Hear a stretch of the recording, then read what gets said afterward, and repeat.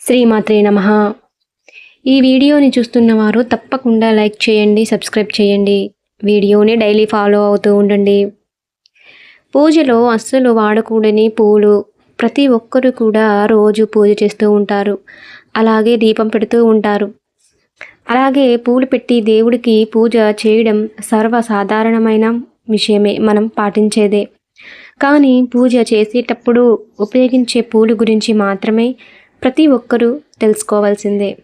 పూజ చేసేసాం అని కాకుండా భక్తి శ్రద్ధలతో ప్రతి ఒక్కరూ పూజ చేసుకోవాలి. అలాగే ఏ పువ్వులు పెట్టాలి అన్నది కూడా చాలా ముఖ్యం. మన హిందూ మతంలో పువ్వులకు చాలా ప్రాముఖ్యత ఉంది. పువ్వులు లేకుండా పూజ పూర్తి కాదనడంతో ఎలాంటి సందేహము లేదు. పూజలో అన్ని రకాల పువ్వులు వాడడానికి అనువుగా ఉన్నదని జ్యోతిష్య పండితులు చెబుతున్నారు. పూజ చేసేటప్పుడు పువ్వులకు ఒక ప్రత్యేక స్థానం ఉంది. భక్తిపూర్వకంగా పూలను పెడుతూ ఉంటాము. అలాగే స్వామివారి పాదాల కింద పూలను తీసుకొని కళ్ళకి అద్దుకుంటాము. ఆ పూలని ప్రత్యేకంగా చూస్తాము. అయితే కొన్ని పూలు పూజకి అస్సలు పనికిరావని జ్యోతిష్య గ్రంథాలలో చెప్పబడింది. దేవుడికి ఎలాంటి పూలతో పూజించకూడదు, అలాగే ఎలాంటి పూలతో పూజిస్తే ఫలితం వస్తుందో ఈ వీడియోలో మనం పూర్తిగా తెలుసుకుందాం. మొగలి పువ్వుతో పూజ చేయకూడదు. మొగలి పువ్వుతో పూజ చేస్తే మంచి ఫలితం ఉండదు. ఆ వాసనకి పాములు తిరుగుతూ ఉంటాయట. కాబట్టి మొగలి పువ్వును పూజకు వాడకండి. ఆ పువ్వు వాడకూడదు అని శాపం కూడా ఉంది. బంతి పువ్వులను పూజలో వాడకూడదని చాలామంది చెబుతూ ఉంటారు. దీనికి కారణం ఏంటంటే క్రిమికీటకాలు ఈ పువ్వులని ఎక్కువగా ఆకర్షిస్తూ ఉంటాయి. దేవుడి దగ్గరికి పురుగులు వస్తాయి అనే కారణంతో ఈ పూలు పూజకు వాడరు. అలాగే ఎలాంటి వాసన లేని పూలను, ఘాటు వాసన కలిగిన పూలను కూడా పూజకి ఉపయోగించకూడదు. ముళ్ళు కలిగిన పువ్వులు, రెక్కలు లేని పువ్వులు కూడా పూజకు ఉపయోగించకూడదు. పురుగు పట్టిన పూలు, పూర్తిగా వికసించని పువ్వులు దేవుడు పూజకు పనికిరావు. మీరు పూజకు నేలపై పడిన పువ్వులను వాసన చూసిన పూజకు ఉపయోగించకూడదు.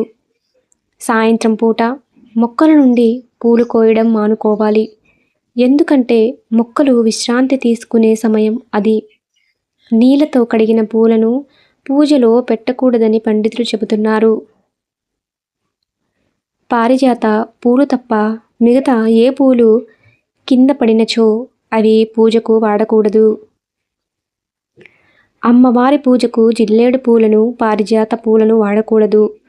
స్నానం చేయకుండా చెట్టు నుండి పూలు కోయకూడదు. అలాగే పూజ కోసం పూలు కోసేటప్పుడు కాళ్ళకి పాదరక్షకులు ఉండకూడదు.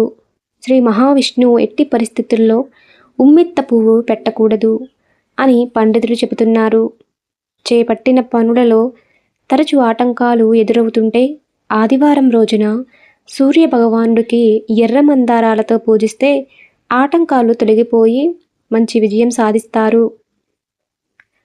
దేవతలకు మొగ్గులు సమర్పిస్తే చంపా పువ్వులు, తామర పువ్వులు తప్ప వేరే ఏ ఇతర పువ్వులు వాడకూడదు. మీరు పూర్తిగా వికసించిన పువ్వులను మాత్రమే దేవుడికి వాడాలి. ఐశ్వర్యానికి ఆదిదేవత అయిన లక్ష్మీదేవికి కమలం పువ్వులంటే చాలా ఇష్టం. కాబట్టి లక్ష్మీదేవిని కమలం పువ్వుతో పూజించండి. ఇంకా శివుడికి బిల్వపత్రాలతో, శంఖం పూలతో, తెల్ల జిల్లేడు పూలతో పూజిస్తే ఇంకా మంచిది. ఎర్ర మందారం, తెల్ల జిల్లేడు, ఉమ్మెత్త, గన్నేరు పూలతో గణపతిని పూజిస్తే మీరు అనుకున్నది పనులు నెరవేరుతాయి. ఈ పూలు ఇంట్లో పాజిటివిటీని తీసుకొస్తాయి. ఈ పూలతో పూజ చేస్తే మీ కోరికలు తీరుతాయి. తులసితో తప్ప మిగతా పూలతో వినాయకుని పూజించవచ్చు. మీరు పూజలో తామర పువ్వులను ఉపయోగించాలి అనుకుంటే మీరు ఈ పువ్వును 5 రోజులుగా ఉపయోగించవచ్చు. ఎందుకంటే ఈ పువ్వు 5 రోజుల వరకు తాజాగా ఉంటుంది. ఈశ్వరుడికి రుద్రాక్ష పువ్వులు అంటే చాలా ఇష్టం.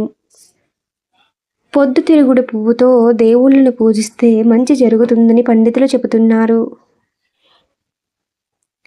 చదువుల తల్లి సరస్వతీదేవికి పూజ చేసేటప్పుడు ఖచ్చితంగా మోదుగు పువ్వులు ఉండేలాగా చూసుకోవాలి. మోదుగు పువ్వులతో పూజ చేస్తే ఖచ్చితంగా విద్యా బుద్ధులు, మంచి జ్ఞానం సరస్వతీదేవి ప్రసాదిస్తుంది. కాబట్టి ఈ విధంగా ఏ పూలతో పూజ చేయాలో చూశారు. అలాగే చేయకూడని పూలు ఏంటో కూడా చూశారు. మరి ఈ వీడియోలో చెప్పిన విధంగా పాటించండి.